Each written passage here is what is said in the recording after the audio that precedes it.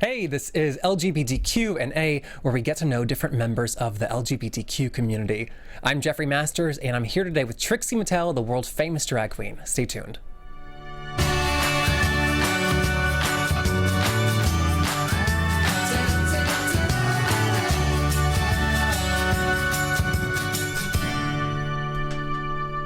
Hey, welcome to the show. You said it wrong. It's world's most famous drag queen. Oh, God. Should we do it again? You know, it's fine. It's fine. We'll do it in post. Thank you for that clarification. Of course, no problem. When I told people I was interviewing you, people had very, very nice things to say about you. Well, you'd be amazed in our industry. If you show up on time and you're nice, people think you've, walked on water. Oh, my God. So far, so good. They're like, you showed up on time and you were nice because so many drag queens are late and rude, etc. Yeah. I would not have told you had they not said that, but yeah. In drag, I'm very nice. Yeah. What about real life? Well, in real life, people, they're like, oh my God, Trixie Mattel. And I'm alone on a Tuesday at a bar in West Hollywood with glasses and a hat on, just wanting to be left alone. And they're like, I met her and she wasn't very nice. I fully was, my body language is leave me alone. I go out to be social, to not speak to anyone. Does that make sense? Not really. I go out to absorb the social energy, but not necessarily make a friend. Does that make sense? Yeah. Are you recognized that much so? Because your drag makeup's fairly non-recognizable. I only get recognized in gay places like gay bars, Apple Store, Forever 21, real gay places. Maybe Starbucks. Yeah. Oh, at a Starbucks. I'm very famous at a Starbucks. Every barista loves you. Yeah, but some drag queens look like themselves in drag. I'm full witness protection program. Yeah. No one knows. That's a nice perk. But people don't believe me. Even in drag, people don't believe me. People will come up to me and look at me and go, "You're not her." And I'm like, "Okay, then I'm not her." Great. Perfect. It's kind of amazing that as recognizable as your makeup is, that you're still able to tweak it and do different variations and still look like yourself. I am the queen of I will change the lip liner to a dark pink, and I'm showing the judges versatility, and Kimchi's you look the same. You look exactly the same. Yeah, for everybody listening, it's like a Picasso painting. Yeah, I always say drag queens are an exaggeration of women. I'm an exaggeration of drag queens. I love that. Because I'm I'm an imagination of what a drag queen would look like. Yeah. It just makes you instantly recognizable, too. No one's ever going to be like, wait, Trixie Mattel, is that the one with the guitar? Yeah. They just know who you are. It's the sock puppet with the guitar. Yeah. The sock puppet's something cut up and then sewn back together. Yeah, I like it because people are always like, why do you do your makeup so differently? And I'm like, well, in a subversive art form, ask yourself why so many drag queens do their makeup exactly the same. Right. If you could do anything, why does everyone do the same thing? Yeah. And drag is a culture now that it's become homogenized in a way the world has seen it. Sometimes drag now that it's not as underground, it starts to kind of be a snake that eats its own tail. It's drag queens, new drag queens look like existing drag queens. And Drag Race itself even references Drag Race. You know what I mean? Yeah. So it's a strange art form that sometimes I think is in danger of becoming too self-referential at times. And drag queens, the way they look especially, you can tell well, that's just another Raven. Or that's another Pearl. Or Trixie. Yeah, I always see drag queens who look just like Trixie. And I'm nice to meet you, but mentally I'm I see you. Yeah. Maybe you've also just emboldened people to be more daring with their makeup. Oh yeah, I didn't invent white eyeliner. Are you sure? Well, maybe in my mind. Did you invent makeup? Well, Drag Race fans too, they're very they have a small, sometimes, library of references because they only know drag queens who've been on television. So they can name everything about every episode of Drag Race, but they don't know who Coco Peru is. So they don't always have a library of references that they should have. Yeah. I always say saying you love drag but you only watch Drag Race it's like saying you love music but you only watch American Idol. That's crazy. Yeah. You're talking about the homogenizing of drag culture. Is that something that drag queens talk about and are worried about? Well, it's something we notice. I think when you're in the culture, you notice that especially new drag queens will kind of do a cut and paste job of drag queens they've seen from TV to create their persona, which I don't think is always the most creative approach in an art form where you can truly do whatever you want. Yeah. You can do whatever you want. But with it going more mainstream, though, by design, that kind of creates more work for you, right? And more money. Well, I think, definitely. It's created an industry that my bank account's very happy that it's gone mainstream. Because as a business person, if gay people are ideally 1% of the population, or 10% of the population, really. If you're a business trying to make money off that much of the human race, how will you survive? Which is why gay bars are closing left and right all the time.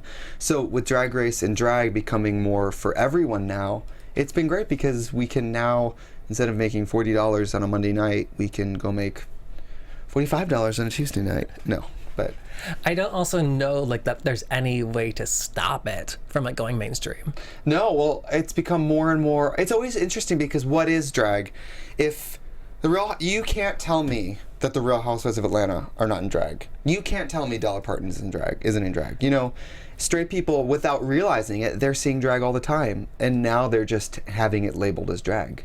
It's more digestible than you think it is. It's not an art form that's just for gay people or just for adults. It can be enjoyed by people who maybe have, like my show, ages 3 and up. People always come and they go, "It's my first drag show," and I'm always like, "Well, it's not a normal drag show. For me, I like to create content that is primarily comedy, and secondary, like, oh, I guess it's also technically drag." Yeah. I also see in a lot more drag shows that I go to, there's just women performing. Women, oh my God. Women totally. in drag, you know? And there's nothing better than a woman in drag, because when you're already a woman and you're putting drag on top of that, some of my favorite drag queens are women. I've never seen women like so happy and enjoying themselves too. Well, it's something I love about drag is it's, from a woman's point of view, it's a celebration of femininity. But also from a gay man's point of view, it's like Trixie Mattel. I like that it should make you happy about the pink and the frills and the glitter and how girly it can be. But it should also make you feel silly for looking at me and thinking it's a woman. Like, what is society programmed? Why does this silhouette, which is psychotic, and this much makeup make you think woman? It should make you reflect on appreciating women for whoever they are. Yeah. Women can be masculine. Women can be... Like, Katya doesn't... She's like, I don't wear nails. Sometimes Katya doesn't wear nails because she's like, well, not all women wear acrylic nails. That's crazy. You know? Yeah. You shouldn't have an idea of what... Having an idea of what drag queens should look like is likened to having an idea of what women should look like. You know, it's not always okay. Yeah. I imagine that you weren't 19 and doing drag for the first time and like looked like this. No, I used to be a lot more, you know, I was throwing softballs in more, I guess. Like, maybe like, I always loved Barbie. You know, drag queens always base their personas on their favorite like female icons. Diana Ross, Beyonce, whatever. Mine was Barbie, who's not really necessarily a human, but is as iconic and beautiful as any woman. You know, she's the first female president. She was the first woman on the moon. Barbie even came from a fictional city in Wisconsin. I'm from Wisconsin. And originally I was maybe wearing like a pink lip and blonde hair, but then I started really pushing it because I hit a crossroads of like, I don't want to look like a woman or a man. I want to look like a wind-up toy, a plaything manufactured in a factory. Because especially as a comedian, like when we were in school, I went to school for musical theater, they were talking about how in times of economic strife, Broadway was struggling, and when Wicked was created, it was a way for people to feel comfortable spending money on a ticket because America was already so in love with the nostalgia of The Wizard of Oz. And as a business person, looking like a Barbie is a familiar, warm, fuzzy look that audiences can feel comfortable with. That's fascinating. And then with your like exaggerated silhouette, it just helps like tell the joke. Who doesn't love Barbie? Gay men and women, anyone really, they love Barbie, and they feel comforted because it reminds them how they felt with a little plastic doll in their hands as a kid. And so going places with going darker places with comedy, I think the audience is more comfortable following me on that journey because they're following, you know, their own little white rabbit. Barbie resonates with people. Yeah. So your character changed a lot then when you finally found the look. Oh yeah, when I found the look, when I started doing the comedy with the look, it was like, oh my God, people have the experience of pulling the string on the back of a toy, but instead of saying let's go shopping, she's maybe talking about, you know, more adult themes. Yeah. And I love that. For ages 3 and up though. For ages 3 and up, yes. Don't bring 2-year-olds. I shouldn't have named that show that because it's about my life ages 3 to now, but audiences were like, oh, it's a kid's show, and then I'm up there talking about rimming my dad and there's like a toddler. But I already have their money, there's no refund, so. Also, depending on what part of the United States they're from, they have to learn sooner or later. You're right. Right. A little bit young maybe, but who am I to tell? Yeah.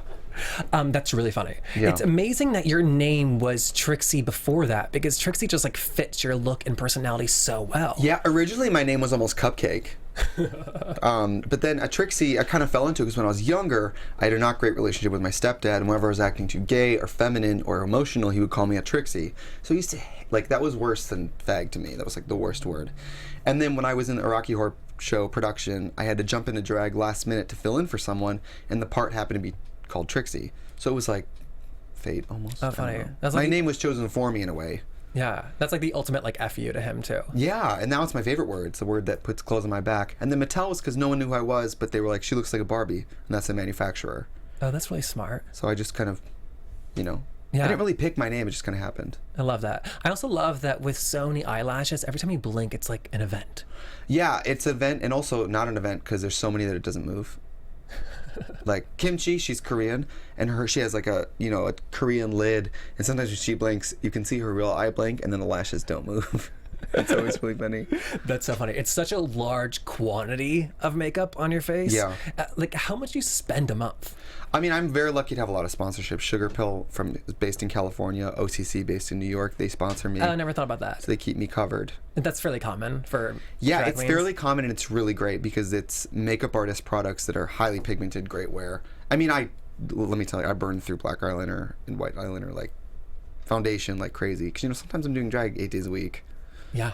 So- Wow.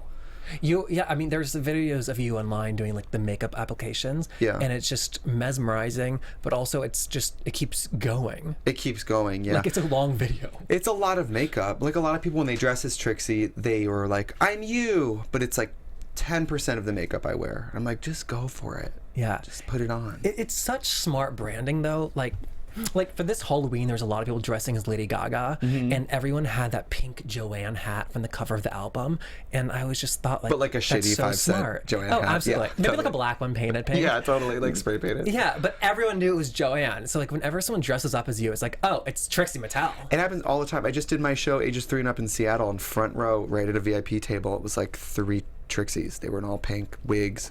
I mean, it makes me so happy. In my earliest drag days, I had a hard time finding work because I was so strange looking. And now to have it completely reversed, where I think like even after I die, I would think that art has been drag has been influenced enough by my look that even after I die, people might say, "Oh, very Trixie Mattel." Yeah. That's cool to me. Yeah. That's so cool to me. That means even if I'm an old gay man who has no kids and I have nothing to leave behind, I at least have influenced my art. Yeah, totally. Before we move off the makeup though, you can't rush that.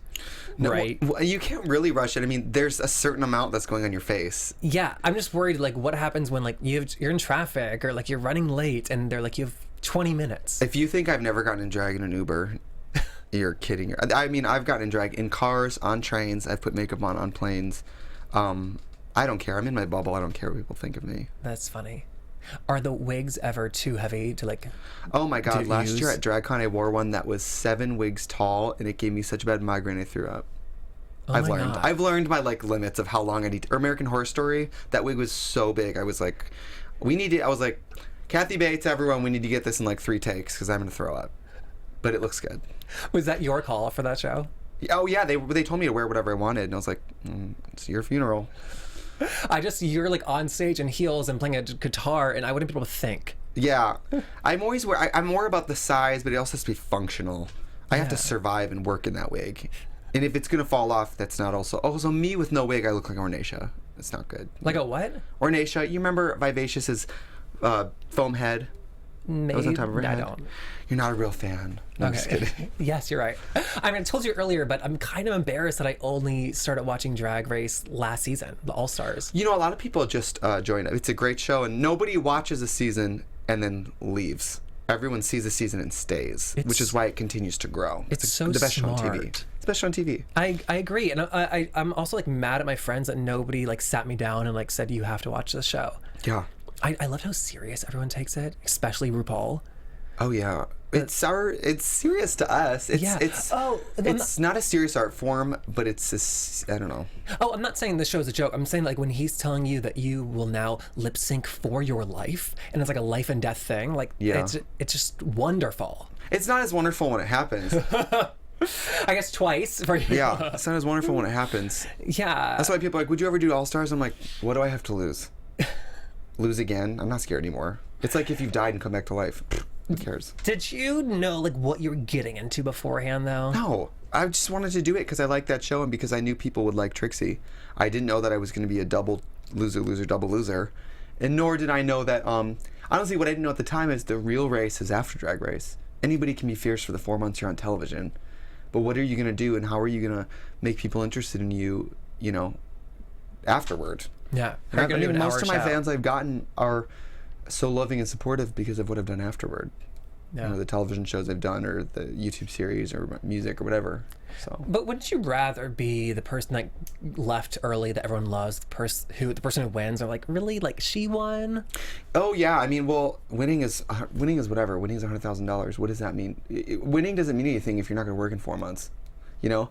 But also, there's a piece of American musical theater called Title of Show, and they're writing a show in the show. I love that show. And they say I'd rather be 9 people's favorite thing than 100 people's ninth favorite thing. That's how I feel. Yeah. And again, with your branding, I think that your branding like asks for that. Make strong choices. Yeah, I'm not afraid of. If you don't like my makeup, it's still burned in your memory forever. Yeah. And people have come full circle too, because people maybe didn't get it at first. When you see it, I tell people when you see it in action, it makes more sense. Look at my face from stage. That looks great. It's not meant to be on Instagram this close. You know what I mean? Yeah, I do. When you first started, was your goal to make a living doing drag? No, I was just doing it for fun, and then it was like extra money, and then it was a part-time job, and then it was a full-time job, and now it's a career. I don't know when I'll stop, but I mean, now that I do comedy and primarily stand-up, I think as you get older, you only get funnier. And if I wear this much makeup, I think I could be 50 and look the same. Oh, that'd be really funny. So I don't think I'm really gonna look. I'm not gonna look old in drag. I think for a very long time. Oh, because Trixie can't age. Because I don't rely on to age. any natural features. If my eyelids droop to here, I'm still gonna paint them on up here. That's a really fascinating point. See, I'm gonna be like ahead of that. Like, give it 30 years, and everyone's gonna be like, "I used to be beautiful," and I'm gonna be like, "I'm literally still the same." Then you'll literally never be recognized out and about. Yeah. You're like, no, he's too young. Yeah. Oh, that's really funny. Well, hopefully, you know, I'll find something else to do with my time by then.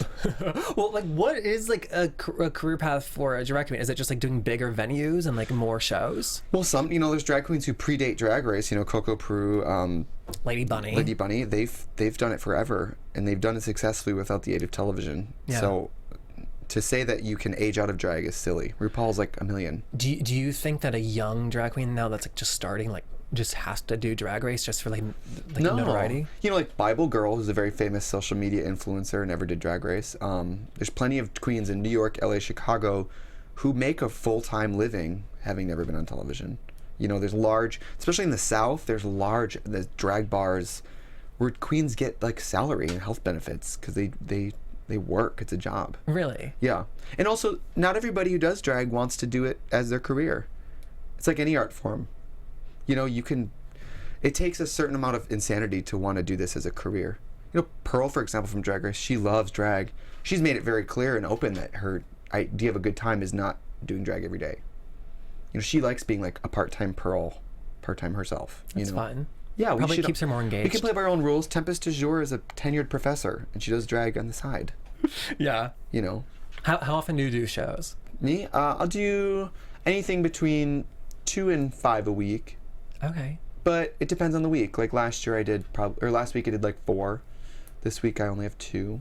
And are you only doing like your full length show now, or are you doing like All kinds of stuff. minutes? Last weekend in Seattle I did 3 sold out nights of my stand-up show, and then this weekend here in LA I'm doing a show called Dragapalooza.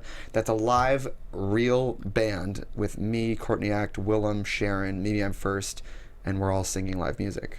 Oh wow. Yeah, so we get to pick whatever music we want. I'm doing like some Dolly Parton music. It's gonna be great. For the songs the drag queens pick, you don't really lip sync, right? You that much. I don't really anymore. For your other songs, how much is it the song choice versus like the performance of the song? Well, I think at this point in the game, audiences appreciate something a little more conceptual. It's not as interesting to watch you. I do not. Can I say fuck? Yeah, absolutely. I don't give a fuck about a Beyonce live concert medley. I don't give a fuck about a character illusion. I want to see a new take on I love like a new take on a song we already know. You know, like Milk does He Touched Me by Barbra Streisand as a altar boy. I love that. You know, show me something I might not have seen before. Yeah. I like secretly hate seeing like a big ballad that I love, because in the beginning it's lovely and then the song continues for like 3 more minutes and you're Yeah. like, oh. You have to have a sense of it going somewhere. And like, I like to lip sync only because, you know, in gay bars and stuff, lip syncing is really your option. That's what they're there for. And there's a way to do it. Like, I like to mix in movie clips and make mixes, and because I can't stand up there and lip sync very long without getting bored and the audience being bored. And Yeah, but you have a good voice though too. oh, thank you. But I find I know what I'm worth and I know what I'm not good at. And I'm like, nobody's here to see me do jump splits and dance. People are here to see me talk. So I'm more interested in doing some, you know, talking and doing some comedy than I am doing like It's Raining Men. Yeah. The majority of your time is spent traveling, right? Yeah. Is that hard then to make friends when you're back here in LA? Well, my boyfriend left me. I don't have that many friends. I only go home when someone dies. But I'm living my dream. No, it's not too hard. You have to find people who are comfortable with it. Your boyfriend left you? No, well, but that's like a long time ago. But like, I'm dating a new guy who knows I might be gone sometimes at like a week at a time. Yeah. But that's how you get a guy to fall in love with you. You're like mysteriously gone half the time. You know what I mean? You Cinderella him. You leave the slipper. You run. I agree. He'll search for you. You see, and if you see them 7 days a week, then it's like, oh god, this Like this person. that book, The Rules, where they say like you shouldn't text someone back too early, and like, I don't believe in that. I'm crazy. And then you act crazy. Oh well, you I'm don't need to crazy. act it. Oh, the second date's done. I'm like, lunch was great. Dinner, I don't care. I'm aggressive. Oh really? Yes, I don't care. A lot of gay culture is like obsessed with like masculinity and stuff. Not that you're not, but like as a drag queen, like has that created problems? There's two types of guys. Guys who don't like me because I do drag. Which, by the way, out of drag, I couldn't be less like Trixie Mattel. I don't look like her. I don't move like her. I don't. But they either don't like me because I do drag, or they like it too much. Like they'll swipe right on Tinder and be like, "Yes, Mama Boots realness." I'm like, oh no.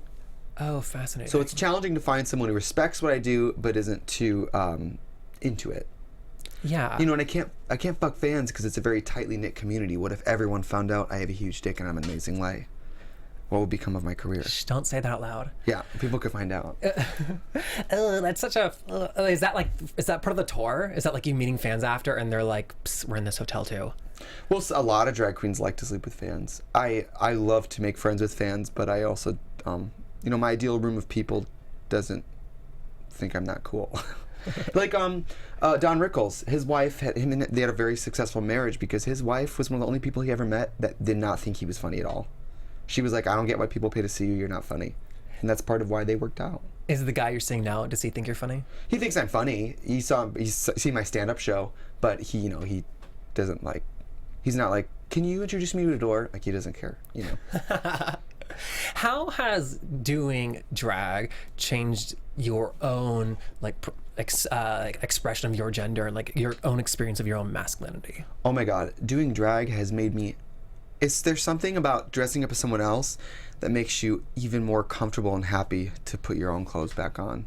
Like, it makes me more happy to be a man. Like, I get to just go get like all my frilliness out of my system in the right venue, and then I'm so excited to go put on boots and jeans and not, you know, put on glitter. And I mean, I'm so gay. I love gay things so much, you know. Yeah. But I love keeping it separate.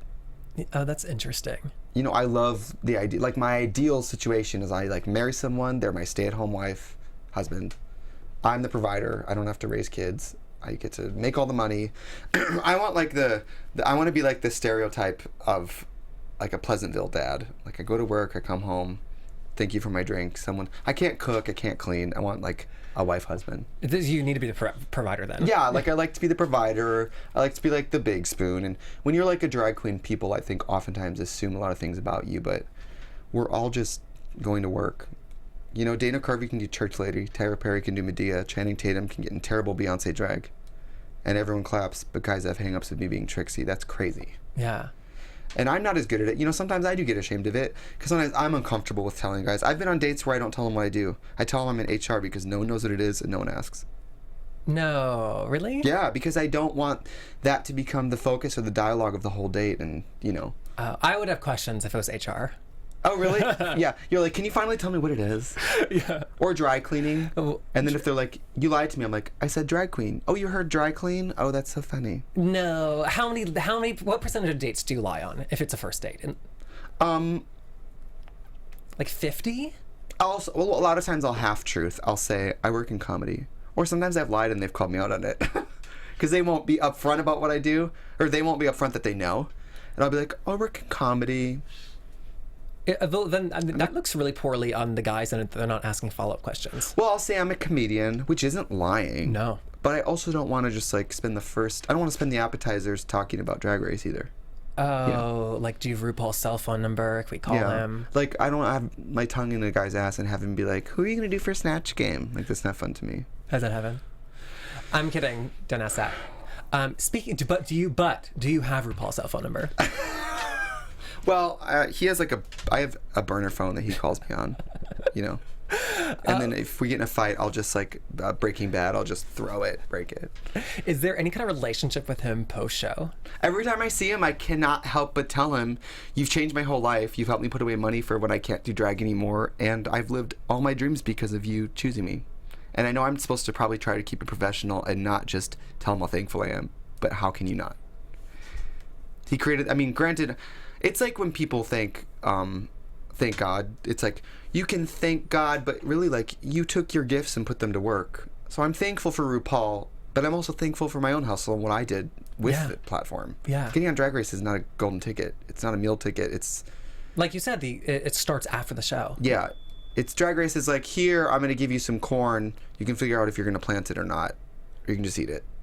Yeah. You know. That's the Wisconsin metaphor. Yeah, that's like the Native American Wisconsin metaphor. Yeah. Are you Native American? Yeah, I'm half, but I just look really white. Oh, funny.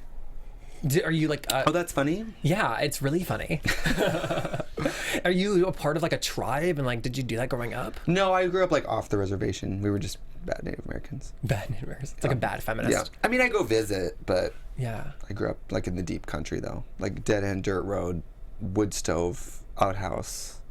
Really? Laura Ingalls. Oh yeah, Laura Ingalls Wilder. Like a trailer? Yeah. Did you have your own room? No. Wow. Yeah. Well, I'm like super. I mean, that's where I learned, you know, music, and we're folk people. Wow. So what did they think about you in your life as a drag I can't queen? tell you how unimpressed they are. My family is so not anti-gay. They're so not anti-drag. They're just like, nothing Hollywood impresses them. Nothing. Don't they know how many Twitter followers you have? My brother's like a 3-time Iraq war veteran and an attorney, and that's like, to country people, that's like amazing. But like me, traveling the world, TV, nothing. Like my mom only saw me on TV because I did American Horror Story, and that's a show she already watches. She was like, oh yeah, I saw you on my show. Yeah, Mom, I'm glad I was on your show. That is so funny. They haven't seen Drag Race. They're just like, it's not cool. I love that it's not anti-gay. It's just like we just don't. We're They're not just into like, it. let us know when you do something real. Like they just don't care. Like more American Horror Story. Yeah, like came home and my sister over Christmas was like, no one knows who you are here, so calm down. She's 17, by the way. She was just like, Queen. Aren't families like the ultimate ego check? Oh, I go home. I'm like, and I have to get with like I did Gay for Play with someone from Facts of Life, which was a show my mom used to watch. RuPaul doesn't impress her, but somebody from Mindy Coons. My mom was like, "Oh my God!" I'm like, "See, nothing impresses them. Music doesn't impress them. Nothing I do." Oh my God. They grew up around my grandpa playing music, so me playing guitar. They're like, "Okay." It's like the textbook performer child of being like, but I can do this trick and I can tap dance and like I wrote this song for you. Yeah. They're like, okay, sure, whatever. They just aren't impressed. But honestly, I like it because I do everything for me. Yeah. I'm very self-serving. But like, I feel like in that kind of like world, you probably had to be. Yeah, I mean, if you got to go out and do your pep band and march at the football game for your own enjoyment because your mom's not in the audience. Yeah. So, yeah, absolutely. whatever. I mean, I feel like, and if you weren't like this and like your parents aren't watching you on TV, it's like, what's the alternative? Like crying? It's like, no, that's who they are. Yeah, and you do. Honestly, all performers are like, I do it for the fans. No, you don't. You like to make people laugh, but you like to make people laugh because of the way it makes you feel. Yeah. It's okay to do your art for your own self-service as long as you're also okay with other people enjoying it. Like, I love being Trixie. I love it to my bones. And I would be doing it if 5 people were watching. I was doing it when 5 people were watching. So, Yeah. I have one more question about Drag Race. Yeah. I heard a rumor that you did an Anne Frank impression for your audition. I did an Anne Frank impersonation, and I heard that when RuPaul saw the audition, well, RuPaul told me, they said when they saw the audition tape, he cast me immediately. He said it was the funniest video he's ever seen. But it was a little touchy to use on television. My impersonation was so weak. It had nothing to do with any factual information about the real Anne Frank. It was like me being Anne Frank as like a mean girl. But in Trixie makeup? Yeah, I was in like a black wig with a dreidel in my hair. It wasn't even like offensive, but you know, it's a little safer to make other choices. That's really funny. No, I mean, speaking for the entire Jewish community, which I love to do, if it's a funny joke, we like it. Are you Jewish? Yeah. You're very handsome, and something I always think Jewish guys are hot. Oh, thank you. Maybe that's a thing. Oh my God, did everyone hear that? Is there a Jew chaser? Is that like a word? J-swipe. What? Oh my God. It's Tinder for Jews. Brian, come on. If you're not Jewish, can you be on it? Absolutely. Oh, did you know there's Bristler, which is for girls who like guys with beards? No. Bitch. Oh my God. Grindr for gay people, Tinder for straight people, Growler for people who growl. There's no Even Growler. Is there Christian Growler? Mingle, which is stupid because if your name's Christian, why would you want to meet someone?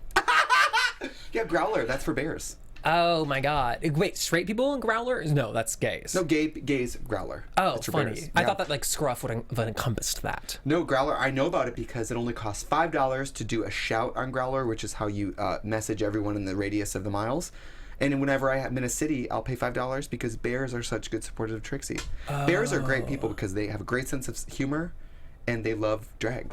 I love that. Oh, I just Yeah. realized too that the drag community is devoid of bears. Most are hairless. because everyone has to be hairless. Well, Lady Bear from San Francisco is hairy. There are bear drag queens, but they wear long sleeves. Varla Jean Merman, I don't know if she's a bear. She's a muscle daddy bear, covered in body hair. She does CrossFit. She's a giant. What's her name? Varla Jean Merman.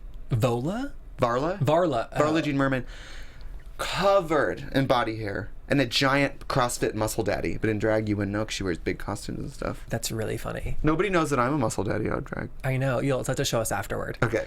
Okay. Check out Instagram. Last thing. Are you working on a country album? Is that real? I wouldn't say. I don't believe in promoting things too early. But I asked because I love country music. Oh, you do? Yeah. I wrote a whole bunch of country and folk music last summer after a breakup, and I will be releasing it this year, but I haven't set a date yet. Is that like, I recorded it all already. oh, I'm just no like, way. yep.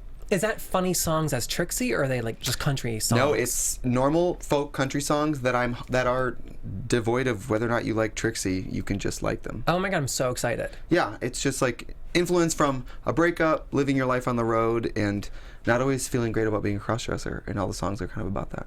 Oh, funny. Oh, breakup songs. I haven't heard any of those. That's awesome. Yeah, it's great. I so wrote it all excited. last summer. You're really gonna like it. Cool. Oh my God. Anything else before I let you go? This has been so much fun. Well, this weekend I'm here in LA at Dragapalooza, which is a huge event with many famous Drag Race queens. So please come.